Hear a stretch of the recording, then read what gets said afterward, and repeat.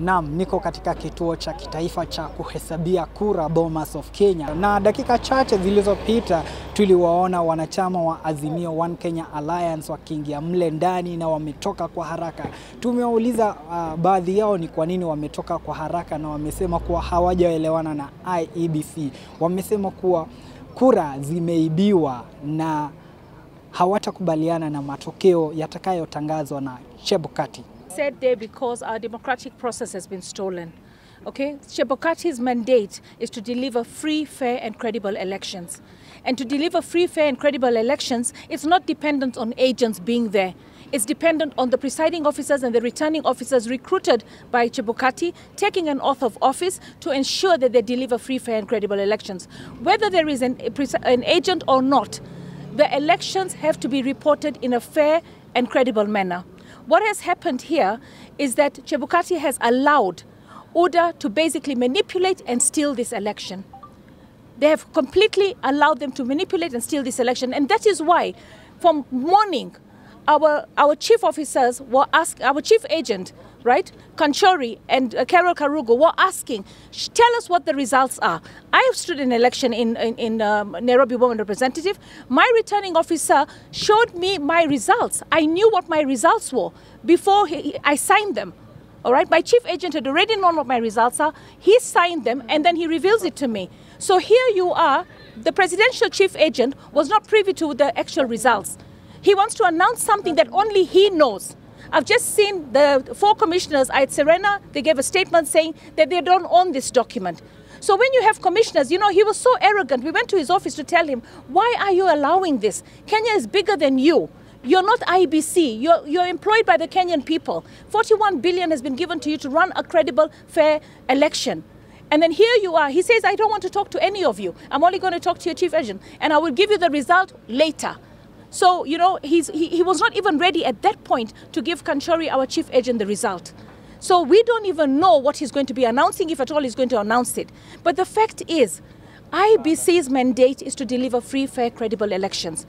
And when we show you that there are certain places in this country where people have voted for president alone, when we show you that there's been stuffing of votes, when we show you that the handwriting in an entire county is one handwriting, when we tell you, show us what the Kim's kit has said in relation to the 34A. He doesn't want to show what the Kim's kit has said. And the Kim's kit is where all the answers lie. You're all people of the media. You're Kenyans. Let me tell you, if the Kim's kit says that 100 people went to a polling station, then there cannot be 200 ballots.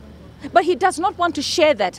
And you know, if he wants to deliver free, fair and credible elections, you don't need intelligence to let you know that the record that shows how many people came to the station is crucial to show how many ballots should be in that station. So he doesn't, and they are not telling. And they're not telling even in quite a number of constituencies in Nairobi. So what I want to say today to Kenyans, Chebukati is the most evil man I've ever seen in my life. Because he has seen this country burn and he doesn't care. He's so arrogant, he thinks he is God. He is not God. The people want to vote and to want to know that their elections are credible. How can he refuse our chief agent the actual results? He wants to announce something that our chief agent hasn't even seen or verified.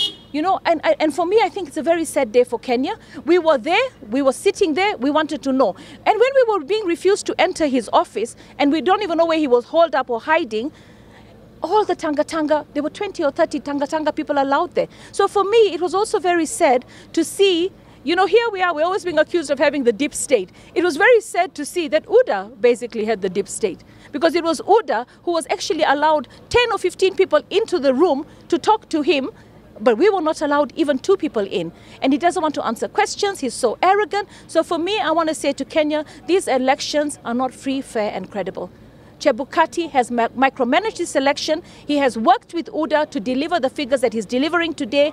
For me, as far as I'm concerned, when we saw the digital results, and in our telling center as Azimio, the digital results that were transmitted, we were leading.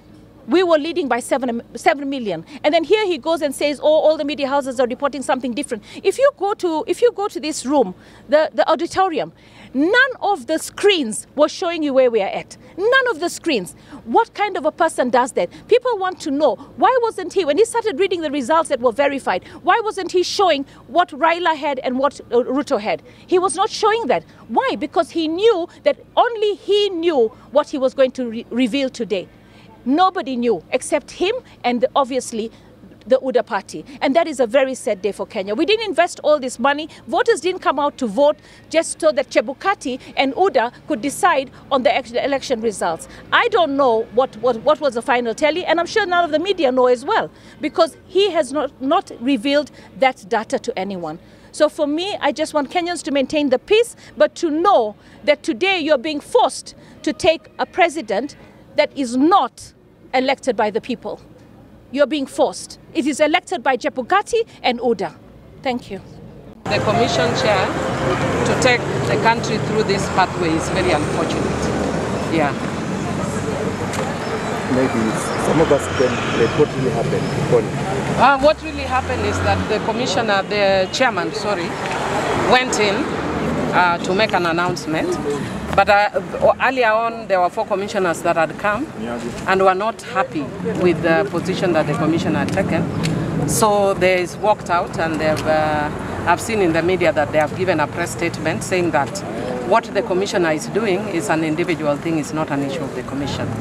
And the commission walked in, and he was about to make an announcement when there was a commotion. So I don't know where he's gone, but he withdrew. So maybe he might come back again, I don't know, but he's withdrawn. What is the way forward?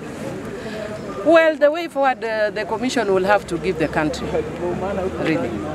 It's not up to us. It's the commission who will give the country. It's the commission who has brought us to this position. It has taken unduly long, which is totally unnecessary. When we started at first, there was verification of forms. At some point, Chebukati took over and he was dealing with the issues on his own. And the commission is not one person or the chairman alone.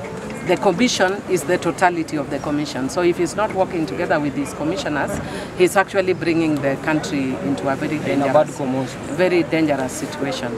So I solely blame the chairman of the commission for the commotion that is going on, and for the division even within the commission itself.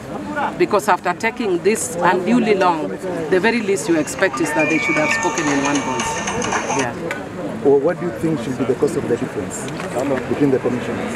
I think it's just the issue of the process, the verification process. From what I could hear on the media, the other commissioners are saying, they are saying that the process is not correct, what the commissioner was actually doing. That you find instances where the voting is more than the number registered in the Kimskit or the turnout. So really, the commission, the original process that was going on was very good.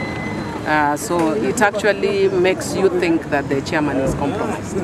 So we'll wait and see. We'll wait to see the way forward. But as we speak now, the commission is not speaking with one voice. It is divided. It is dividing the country. Elections are very delicate issues in the country, so it is very unfortunate that Chebukati would actually put the country into this kind of situation yet again. Time for shamelessness is over.